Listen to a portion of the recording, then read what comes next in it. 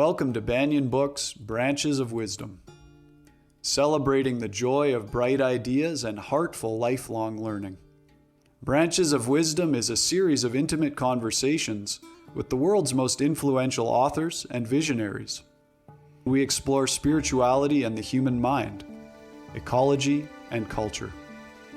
Most episodes are recorded with a live audience. You can join our live events and submit questions to your favorite guests. Check out our upcoming schedule at banyen.com. Since 1970, Banyen Books has been a rich oasis at the crossroads of wisdom and philosophy, offering resources for humanity's evolving paths. We're a locally owned, independent bookstore in the heart of Vancouver's Kitsilano neighborhood. Visit us in person or shop online at banyen.com. Please subscribe, follow, like, and leave your reviews for the podcast. And now, enjoy.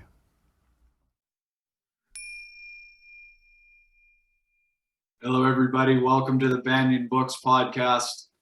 I'm your host, Ross McKeechee, and I'm really excited today to be joined by someone who happens to be a dear friend of mine, Mr. David Roche. David Roche has transformed the challenges and gifts of living with a facial difference into a compelling message that uplifts and delights audiences around the world.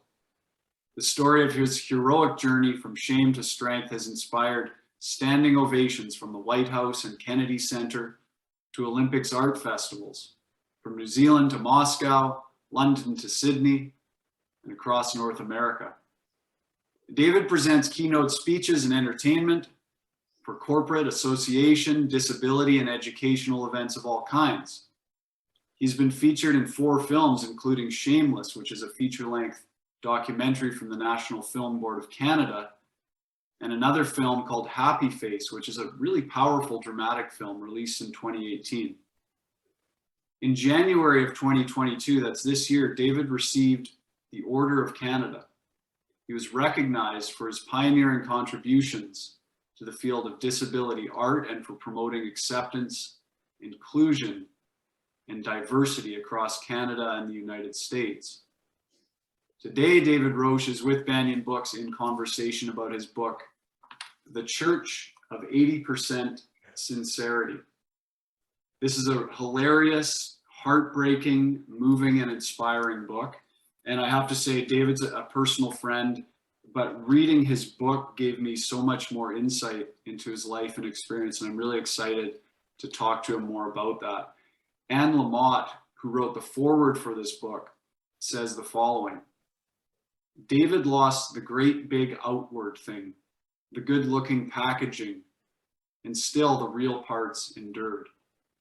They shine through like crazy, the brilliant mind and humor, the depth of generosity, the intense blue eyes. I really have to agree with Anne, and I, having known David personally for a long time now, I have my own comments that I'll kind of try and weave in as we go through this evening. If you want to learn more about David and his work, you can visit his website, which is David Roche. Roche is spelled ROCHE.com, davidroche.com. So Banyen community, please join me in a very warm welcome for David Roche. Thanks so much for being here, David. Thank you, Ross. I wonder if we can start with just letting people, for those people here that don't know you, maybe you can fill them in on what you do. What is the Church of 80% Sincerity? How did you come to that? And what is it that you do exactly in your work? Wow. You're asking for the story of my life. Yes. Yeah.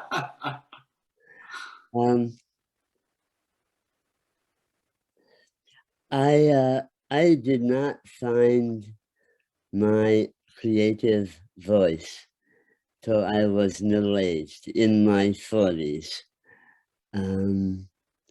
What turned me around was, first of all, quitting alcohol. And that opened up all my creativity. Then I met Marlena, my wife, and fell in love. So all of a sudden, I'm sober and in love and loved. So that set me off. I decided to take a class in the comedy of recovery in a 12-step sense.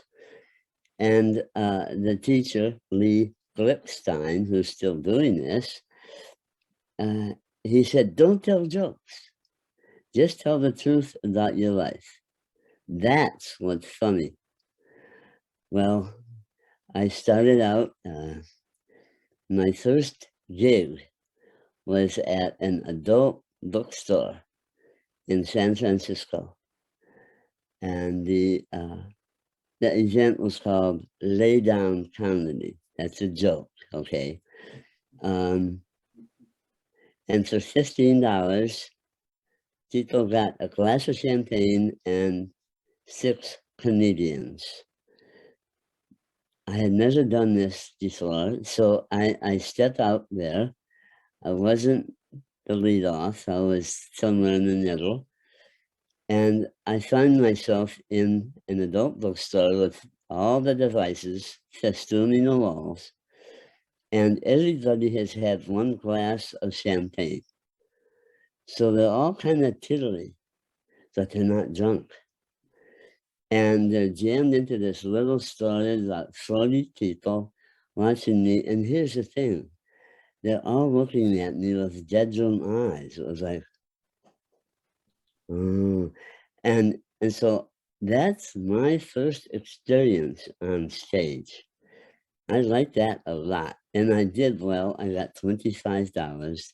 And I thought, that's the way it's always going to be. Well, it's not always that way. I tried being a comedian. I made jokes about my face, stupid jokes, like, this is a Ben and Jerry's flavor. Can you guess the name? You know, things like that. People did not like that. They liked it when I was just pleasant. So I started doing that, and then I found out that if you call yourself a speaker, a keynote speaker, you get about 5 times as much as you do as a comedian. So I started doing that. And basically what I do, and this has kind of developed over the years, I'm basically present. I come out on stage and people see me with a marked facial difference. And you can tell there's a silence that falls over the audience. There always is at the beginning of the show, but they're in visual mode. They're looking at me, trying to figure out what happened to me. And then I start the show. I say, okay, when I count to 3, I want everyone here to say, what happened to your face? And I go 1, 2, 3, and they all do it. And they love it because I am totally giving them what they want, and I explain, and I'm funny, and I'm charming, and that's it. And the secret behind that, Roche, is, and it actually took me years to figure this out, is everybody feels disfigured.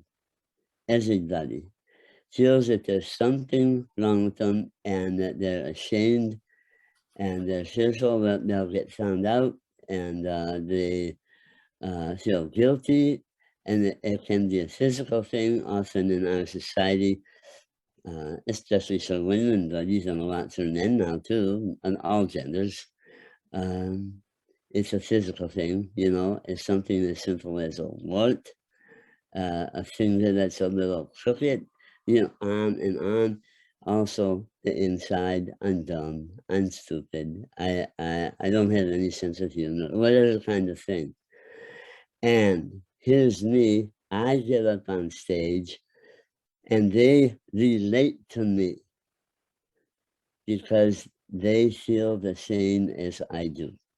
They feel that there's something wrong with them, and here they see someone with something definitely, quote, wrong with them, being real. That's kind of a long answer to your question, but really That's what I do. All I have to do is be present. That's all they want. They just want me to be myself. I love it. It's easy, really. I know, you know, the polls say that the number one fear of Canadians and Americans is fear of public speaking, and death is number 5. So basically, people think, I would rather die than go up on stage. So here I am, and I'm doing it, and I love it. And I now I do whatever I feel like doing. I never felt the marketing pressure. It was always word of mouth with me. So that always works well. It's a long answer, Ross, and didn't mean to overwhelm you. No, no, I mean, I was expecting a longer answer because I just wanted to give everybody some context as an entry point to this conversation. And Yeah, that was probably as short as you could sum up, you know, a huge body of experience and work that you've done over your life. yeah. You mentioned, you know, you mentioned everybody's fear of, you know, getting up in public speaking. And in chapter 4 of your awesome book, The Church of 80% Sincerity, that chapter's titled "The Basic Motivating Factor," and that motivating factor, you tell us, is embarrassment. You write, in the Church of 80% Sincerity, we understand that the basic motivating factor for all human beings is not self-preservation or sex or love. It is the desire not to be embarrassed. And then you go on to say, behind the fear of embarrassment is that deeper fear of saying what you really think and feel and telling your story, because that is when you may be exposed as stupid, inarticulate, selfish, or anything else that you would rather leave undiscovered. So can you talk about your experiences with fear of embarrassment and how you know, some of the stories and experiences that helped you to face it and move through it? Whew. Um, that's a great question, of course. Um, I grew up, uh, uh, I'm 78. That means I was born in 1944 during the Second World War. And my father, who was a waste runner in a plane, had gotten shot down and at that time was in Stalag 17, the prison of war in Germany. And we didn't know if he would come back. So I was there with my mother, her 2 teenage sisters, my grandmother and grandfather, and Blackie the dog. It was basically a matriarchy. And I was so loved for the first, say, 2.5 years of my life, always loved. But that was a special time because I was there, a gift of life in a time of war, of fear, of deprivation. Um, so that was a good start for me. And I had love in my family. We were not well off. There were 7 of us. Okay, yes, Catholic. Here's the 7 kids: David, Craig, Kathleen, Patrick, Kevin, Michael, Teresa. Irish Catholic, yes. Um, but that also meant that I had a loving community in the church, in the school, in the neighborhood. So I grew up, you know, there was nothing like a cancel culture or anything like that. There was a neighborhood. And like in school, the nuns taught me, David, you are a child of God. David, you are a soul that's inside you. So I was never teased in my family and never teased in school, but that never would have been tolerated in the first place. Plus, like I say, I've always been funny and had friends, and I played sports, which is really helpful for a young male. And so I was nurtured until at age 13. I decided that I wanted to be a Catholic priest. This was back in the day when they took you at age 13. Now, obviously, we know there's a larger story behind all of that, but I went to the interview at the Holy Cross Seminary at the University of Notre Dame in Indiana. And the priest who interviewed me said, "We're sorry, you're too ugly to be a priest." Their exact words, as I recall them, were, "Because of your unfortunate appearance, the parishioners would not be able to have respect for you." Now, as a good Catholic boy, when the priest spoke, that was the word of God. So in my 13 years, I had been nurtured and cherished and told I was precious. All of a sudden, I am hearing God telling me that I am a monster. That was the worst thing that ever happened to me. So that set the fear aflame inside me. And so I always carried that. I covered that with alcohol. I functioned. I'm really smart. I did well in school and earned money and stuff like that. And I married the first woman I had sex with, which was not Marlena.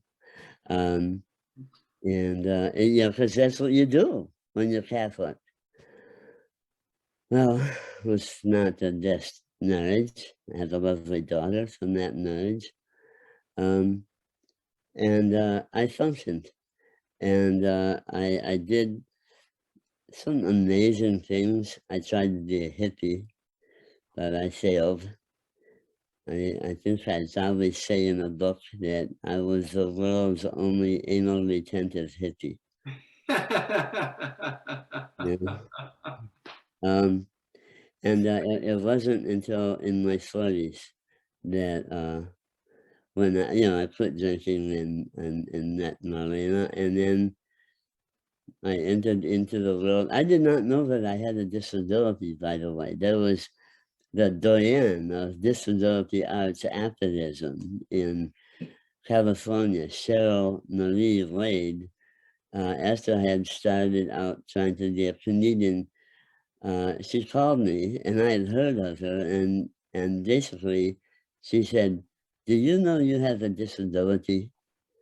And I'm like, but I don't, and she said, "If people see you as having a disability, you're disabled. That's called the social model of disability." I said, "Oh, really? Okay." And so I went to a meeting of artists and creatives with disability, and I fell in with that crowd. And I cast my fate with them, and have never regretted it. It's a wonderful world.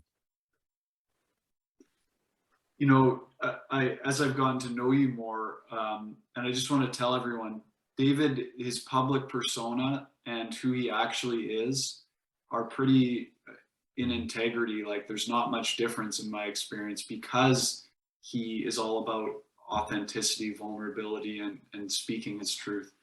But as I've gotten to know you, David, I've gotten to see just how many people you're a mentor and a support to, myself included, and how many people you inspire day to day outside of your public image and the work you do on stage.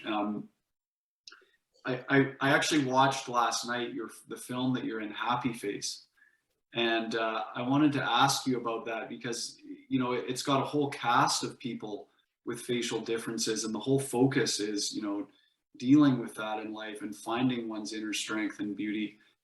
Can you tell us a little bit about how you came to be a part of that film and what it was like to shoot a film like that? Oh boy, that was one of the best experiences of my life. I was recruited into the film. I was the first actor recruited about a year and a half before the actual shoot. And I did an audition and it turned out fine. If you're looking for actors with facial differences, you're going to come to me pretty soon. And so that's what he did. And the film was basically the director, Alexander Franchi. It was his story of having a mother who had facial cancer and was dealing with facial difference, and he, as a teenager, having a bad attitude toward it and having to deal with it and figure it out.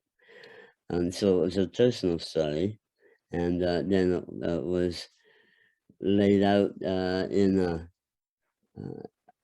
support group for people with facial difference, and I was one of them. And it was shot in Montreal. I think it was it must have been the month of September. And I was all nervous. I thought, like, what a stupid mistake I was to sign on with this. And then we'll go to Montreal and people will hate me because I don't speak French. And they're taking advantage of me and on and on. But as soon as I got on set, as soon as the shoot started, it was great. Alexandra, he really respected who we are, who we were, and it was a wonderful experience. And plus, I got to be in Montreal, which is, I just wish that Montreal was in British Columbia. That would make me happy. I loved it there. It's interesting. The film is brilliant. It also has, and anybody who's into cinema will see, well, this is flawed and that's flawed. But it's an incredible story. But it was interesting. The Toronto International Film Festival and Vancouver International Film Festival both rejected it Are you serious? because it featured people with facial differences. They could not deal with that. Are you kidding me? No, I'm not kidding you. But when it got to be popular, there's a whole genre of horror film festivals. And this is not a horror film, as you well know, No. but it does have people with facial differences. And so the horror film festivals took it on. And then, of course, it gets Best Film of Festival because it's fantastic and it's not really a horror film. And so it's got legs, and I think its time really is yet to come. It was a film before its time. So I urge people to see it. It's on, I think, YouTube in Canada. I forget the other I platform. found it on iTunes. I rented it. Actually, I bought it on iTunes, but you can rent it on iTunes too. Okay, good. Yeah, and I have to agree. Like, I didn't know what to expect, and I was absolutely blown away. It was an incredible film, and I'm shocked that it would have been rejected by those film festivals. It has great sex scenes. Yeah. Oh man, are they raw? Yeah, really raw, and one of the characters is a very heavy set woman, and very powerful, incredible actor, and it shows her at one point the guy that she has a crush on. She thinks he has betrayed her, and he's coming up and being nice to her, and she just like slaps him, knocks him to the floor, and then jumps on top of him, and they end up in this violent beginning, having really heavy sexual encounter, which is really beautiful to see. So yeah, So come and see it for the sex alone. David, you know, one of the themes in your work and that you talk about all the time in our personal encounters, and that movie brings to light so much, is it totally shakes up you totally shake up my ideas about beauty and what it really is. Can you tell us a little bit about your perspective on beauty? So the disfigured guy is the expert on beauty. Okay, do Absolutely. that. I'll do that. Yeah. Uh, Here's a story that I think of when you ask that. People tend to confess to me. Actually, it turns out I am a kind of a priest, even though I was rejected long ago. Um, and one of the things that it's reasonably often is mentioned is that, by the way, I had plastic surgery, and you can tell, you can kind of see the scar on the side of my nose here. Um, and it's always kind of told in confidence. Um, and it bothered me for a while until, well, how I came to grips with it is that I feel that, if you get cosmetic surgery and you are changed inside of how you look at yourself, then God bless you. Then that's doing you good. I think that's the key thing. Um, I don't know. I do feel it's interesting. Since I started performing, um, things have changed so much. This is a third of the century where diversity and inclusivity is sort of like a good thing now. So that someone who looks like me, I would generally, well, people have their reactions, which is totally understandable, but I generally expect to be accepted. And maybe part of that is the way I am, that I act like I'm going to be accepted. Um, but that's also been a change in society.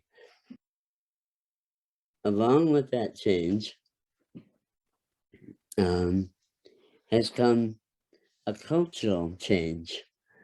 More and more of us who have facial differences are not only surviving, we are thriving.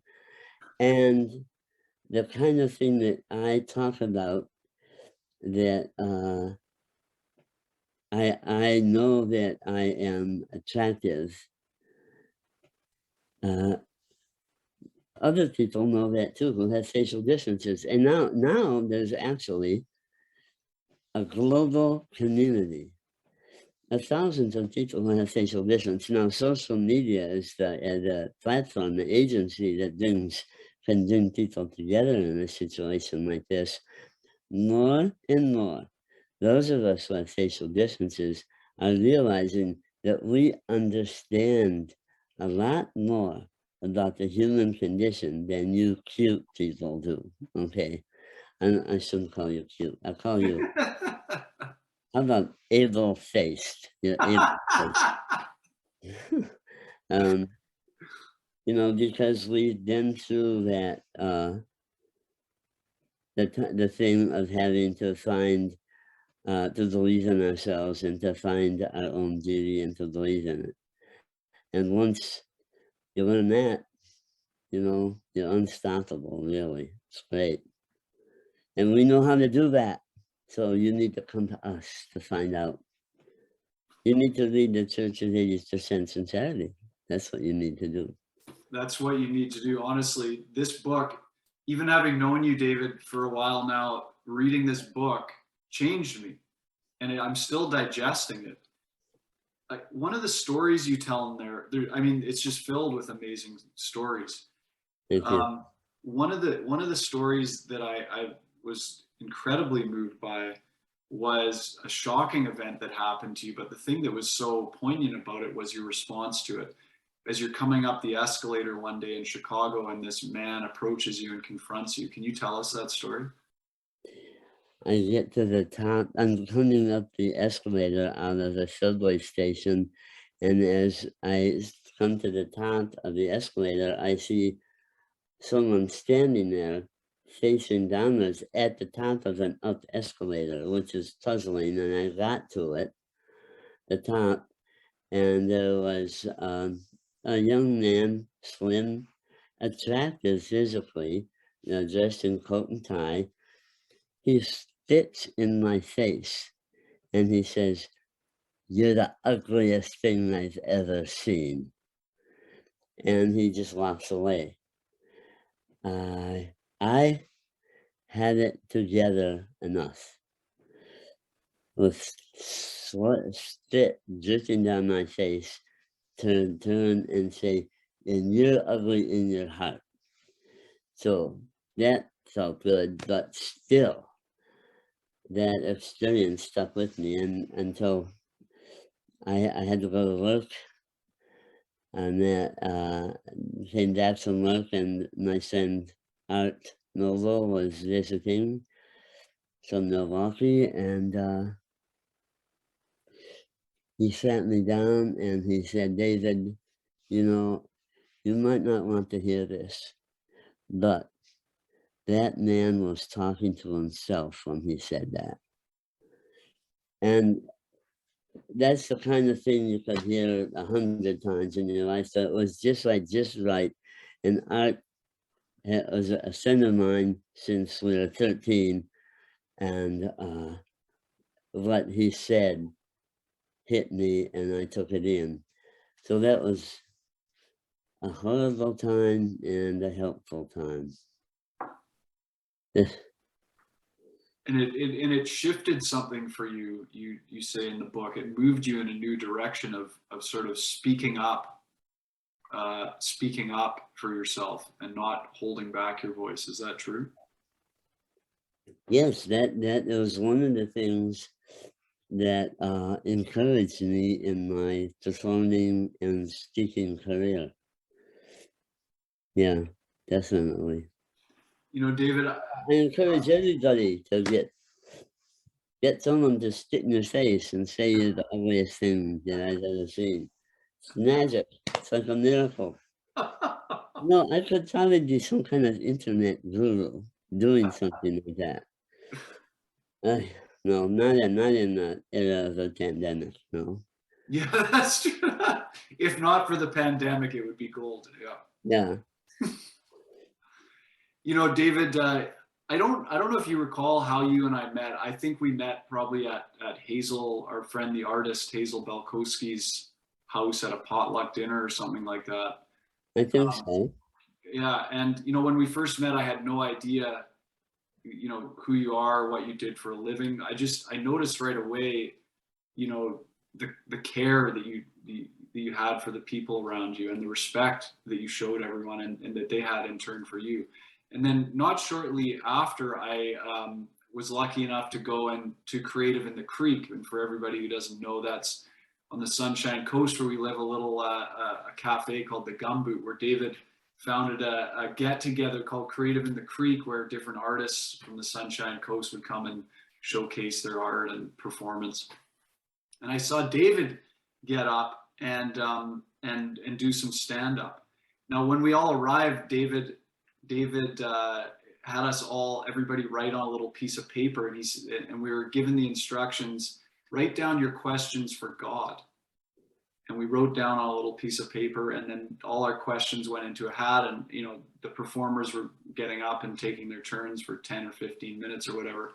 Finally, David gets up and it's his turn, and he walks up there with the hat, and he does this whole routine as speaking as God. And then he's taking these questions out of the hat and answering them spontaneously.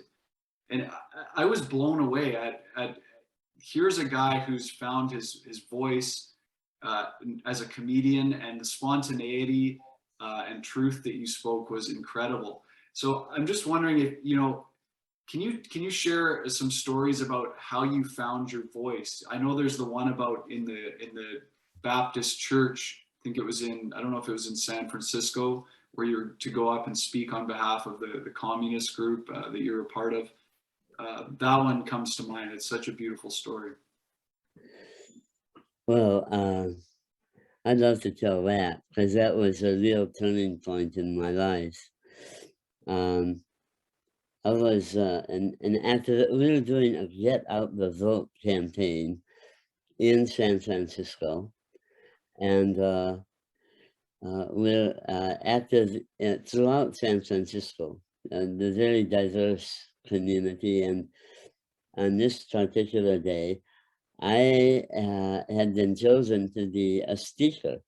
We were invited at the 3rd Street Baptist Church by Reverend Kennard to come and talk about getting out the vote. And I sat there, and this was a storefront church. And I was sitting next to Cynthia Robbins, who is my comrade, who is a Black woman. And I was the only white person in this building. And I grew up Catholic, where if you made any noise in church, your mom would slap you or pull your ear or something like that. But here, they weren't just whispering, they're like yelling. And I say like, Rhonda, come on over here. I want you to meet my son Kenny. He's in from Alameda. And and just connecting. And there's a band playing, a small band, with 2 guitars and drums, and they're laying down a pretty heavy beat that people are like just kind of moving to. It's a whole different scene. And I'm like, hi, what? Reverend Kennard calls me up to the pulpit after a very nice introduction. I realized as he's introducing me, he's not just introducing me, he is warming up the crowd. He is opening for me. And I'm just thinking like, oh my God, this is amazing. Then as I'm starting up toward the pulpit, I'm walking so that the left side of my face is facing the crowd, and I remember something that happened years previously. A group of Black girls, middle school students, were standing outside the school, and I was walking by, and as I walked by, they stopped and fell silent and stared at me, and one of them said, "Ew, he's gross." And that, "Ew, he's gross," stuck with me and became like a bad news mantra that I think of at 3 o'clock in the morning. I'd wake up and I'd think, "Ew, he's gross." And it was coming back to me as I headed up to the pulpit.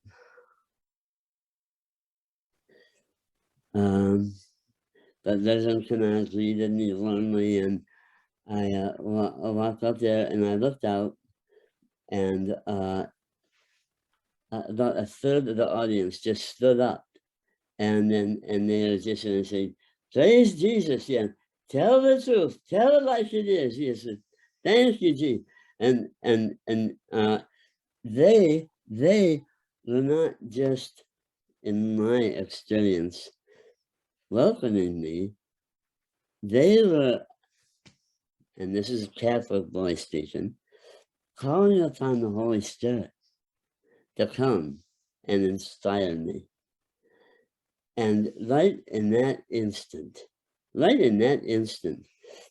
my God changed from a cranky old white guy with anger management problems up in the sky with a club behind his back to a goddess, a female divinity that was not going like this, but was holding me up from below.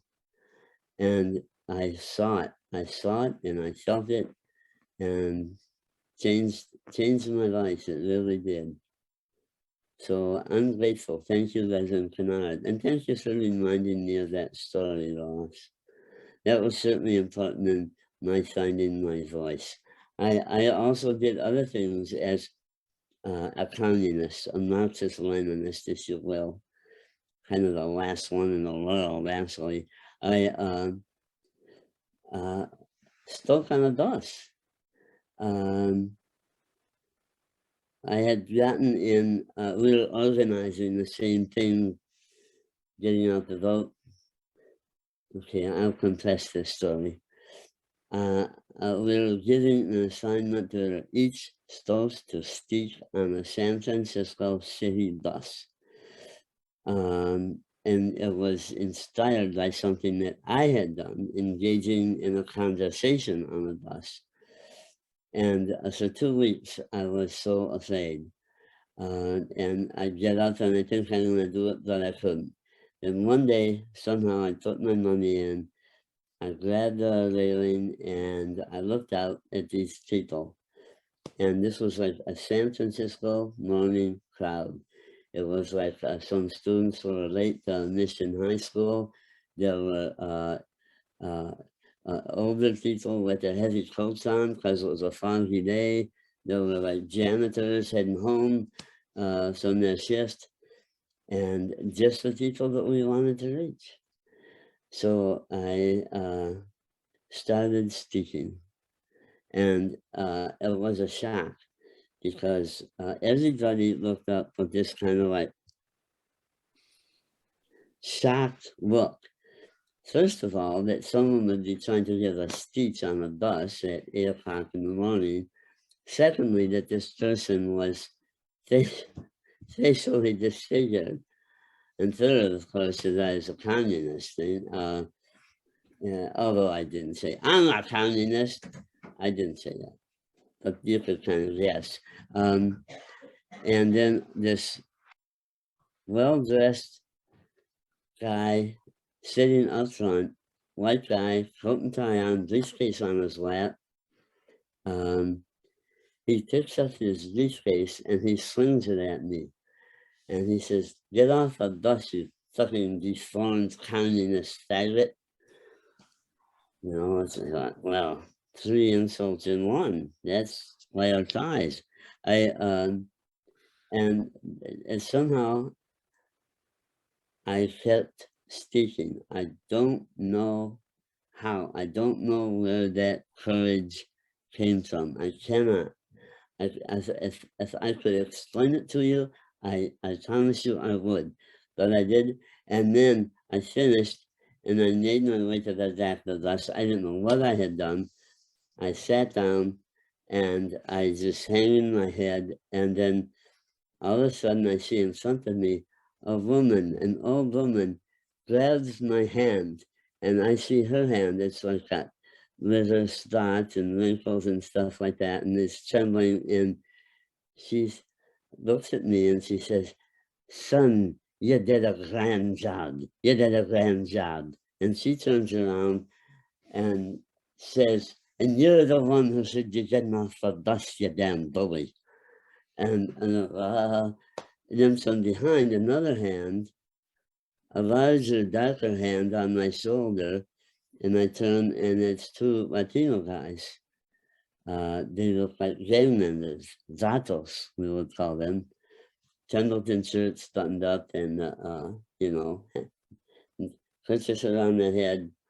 And I thought, uh-oh, I'm in trouble now. The one said, "Hey, homie, you know what? What?" Says, "You did a good job, man, but you got to get up there and do it again." And he reached behind me and he grabbed my belt and he lifted me out of the seat and pulled me into the aisle and shoved me toward the front of the bus. And I did it again. somehow. So, you know what? It's not me finding my voice. It's my voice being encouraged by other people. That's it. It's not just one person, it's community. And people, yeah, that's how I survive and thrive. That's really, those two stories are like, in some ways, the story of my life. You know, why did I do that? I don't know. I did it, but it turned out good. So I don't know how to answer it more than that. Good stories. Yeah. Thank you, David. And someone else that really supports you is your wife, Marlena. And there's so many, like David and I get together and work on our poetry and writing with another friend, Chloe, every Monday. And David is a beautiful writer. And I was reminded of that even more reading this book. It's hilarious, it's moving, and it's poetic. Now, listen to this. This is an example. He's talking about meeting his wife, Marlena. He says, Marlena seduced me. She seduced me quietly, not only by nurturing touch, but also by her persistence, by seeing who I was, by valuing me, by taking that second and third and fourth long look. I had experienced the language of love. Touch had bypassed my consciousness and worked on the deepest cellular level. My soul had waited years for this time. Can you just tell us a little bit about your meeting with Marlena and how your relationship has blossomed and developed over the years? I will say that was very beautifully written and very beautifully read, Ross. Thank you. I'm proud that I wrote that. I captured it all.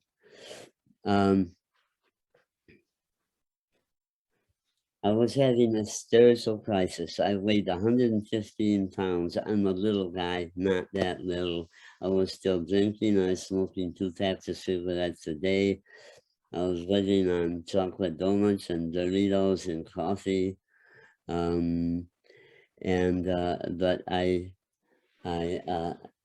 started getting massage, and I began the process of getting into my body. And that's a good place to be, especially for me. More and more, I came into my true sensual being. I started massage school, and I took this one weekend course. Marlena happened to be there for the second day of it. And in that course, I met somebody who said, we're starting a program at Pacific Presbyterian Hospital in San Francisco, a massage program. It turns out they had a special unit called the Plane Tree Unit, where they had art in the patients' rooms, they made cookies, and they wanted to give massages. So we started doing that. And we had to, practice a lot to learn the protocols, the contraindications, and hospital massage is very loving and very tender. You have to be very aware of incision sites, bandages, all kinds of things. But the touch is so treasured by people in the hospital. Boy. Okay, another story. The first time I was on the unit doing this, the nurses at first did not really trust us because we were sort of like seen as hippies. So I show up, I had my towel over my shoulder, I had my non-allergenic, hypoallergenic massage lotion with me. And the head nurse, the charge nurse says, go into room 115, Mr. Jenkins. He's been rather agitated. And I thought, oh, great. So I go in, there's Mr. Jenkins. Hi, Mr. Jenkins. My name is David. I'm a volunteer. Would you like a massage? Mr. Jenkins is sitting in one of those orange naugahyde chairs that the patients have in their room. And he's got a robe on, and he's an older guy, very thin, almost emaciated.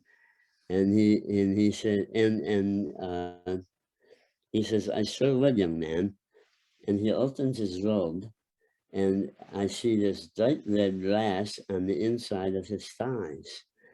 And he reaches over and gets the Eucerin off the windowsill and hands it to me.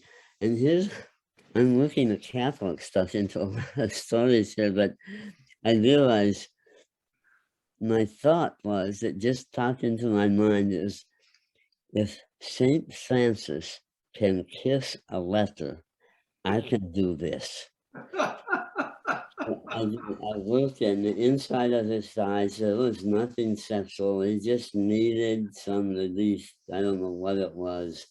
And thank you. And he closed his robe and done. And I leave, and the charge nurse looks at me like, yeah, how was that? And I didn't say anything. I just wrote in the chart, patient appreciated massage. So that was my introduction. But then what the other thing, the main thrust of this story is Marlena touching me. And she's touching my face. And she's touching my face when nobody has touched before. It's This like, is when you're exchanging massages with her in the. yeah, we're practicing. Yeah, we're practicing. I'm being a patient, and she's touching my face. And it's so loving that I just melt. So it kind of took off from there. And Marlena was married to someone else, and I was falling in love. We were falling in love. Like I say, she did seduce me, but I was quite willing to be seduced. And then we became lovers, and then her marriage ended, and then we got married, etc., etc. But that touch, that magic touch, really helped. And you know, it's interesting now. 33 years later, Marlena is teaching compassionate touch to hospice volunteers here on the Sunshine Coast of British Columbia. She's still doing it, and it's great. So that's how that started. You've got the magic touch. Woo! Oh yeah. And you and Marlena have a project called Love at Second Sight, which is a big part of what you do. Can you tell people a little bit about that? Yeah, first of all, you can see it love at secondsight.org. It's free, it's no charge. It's Marlena and I, and sometimes just me, have done a program. We'll go into, particularly in middle schools, like the target audience is kids who are like right on that fine line between childhood and puberty. You know, on any given day is, shall I be a child or shall I be an adolescent? You know, and they're right at the age when they're starting to judge themselves. So we go in and tell the story. It's like a 20-minute program. And here's what kids like. They like funny. They like physical, you know, like moving and dancing. And they like authentic. And they don't like to be told what to do. Stories, fine. They get it. They get it. But you don't tell them what to do. Marlena was the go-getter, the executive producer, and she made a music video that goes along with it too, and you can see them both on YouTube. LoveAtSecondSight.org. And the best thing in the film is how the kids' expressions change. At first, they're like, "What? Who's this?" And then they're like, "Oh, he's funny." And then they're totally engaged, and you can see how someone changes. It's beautiful. We have one question here from Joy Mincy Powell, who says, this is Joy Mincy Powell here. I think you look great. I love your gray hair. Do you think that aging has affected your performance work? Wow, Joy. Boy, that goes back a long ways. It's so nice to hear from you, Joy. I um,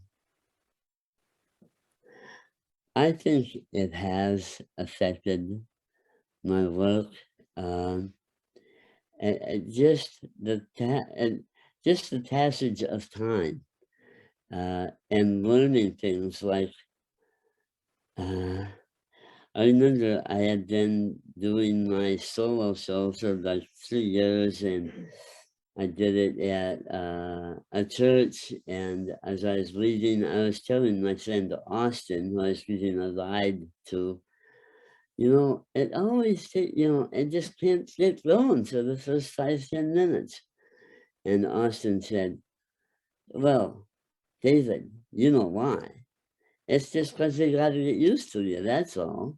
So then, and why am I telling this story? I don't know. Oh, this is aging.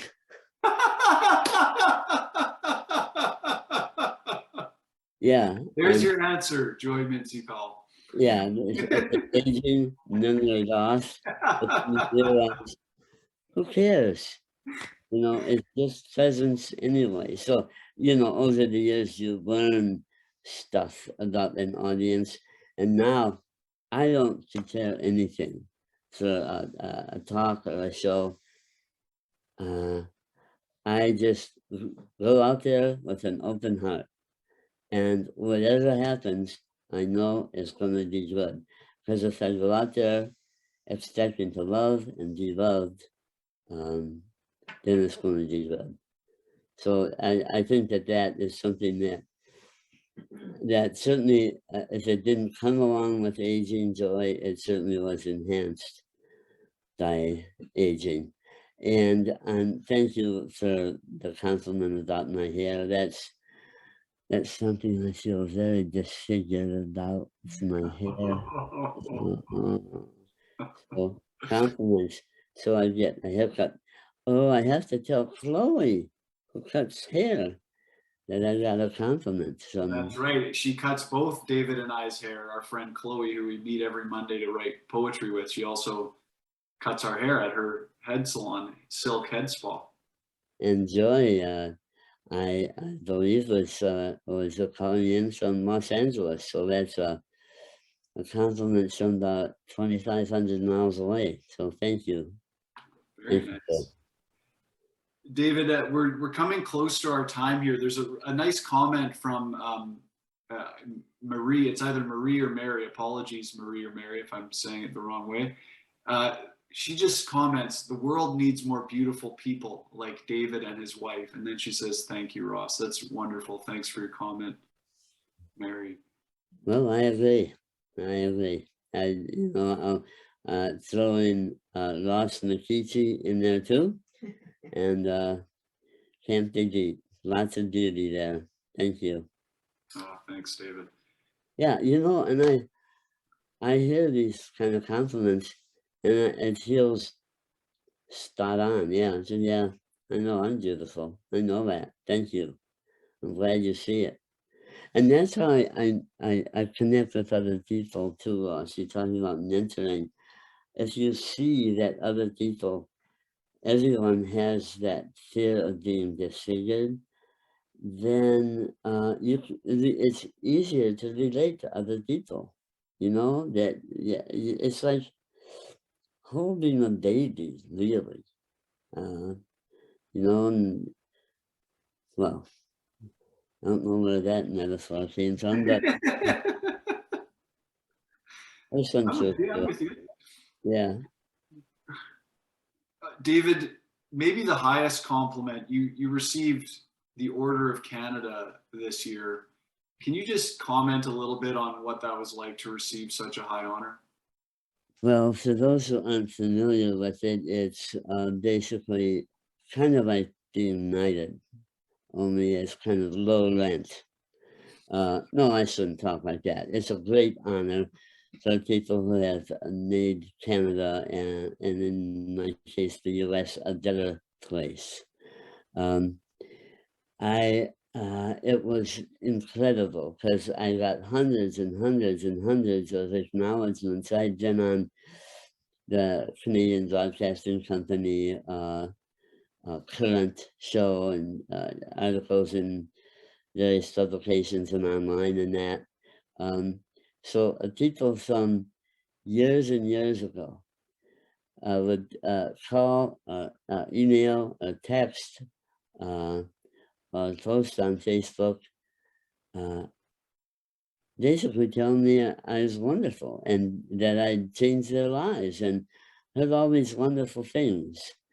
So I felt, my basic feeling, here's Catholic David again, I'm a good boy, and I thought, yep, I'm a good boy. At last I know it.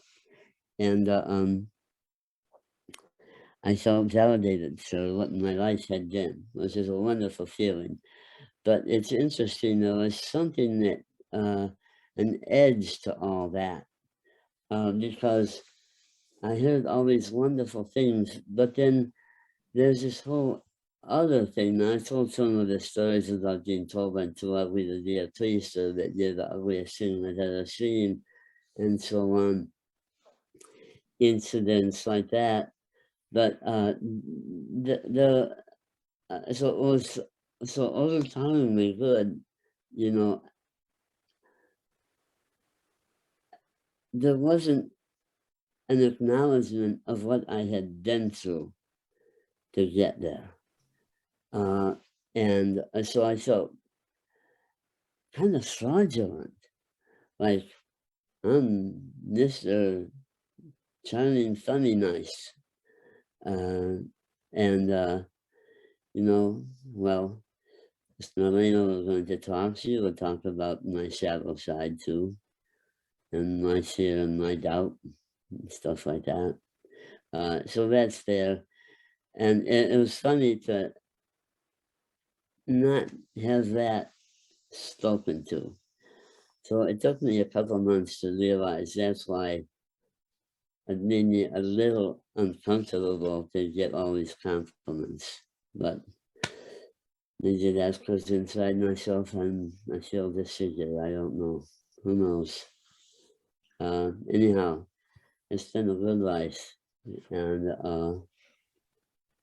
And I really appreciate doing this with you, Ross, and your kind words.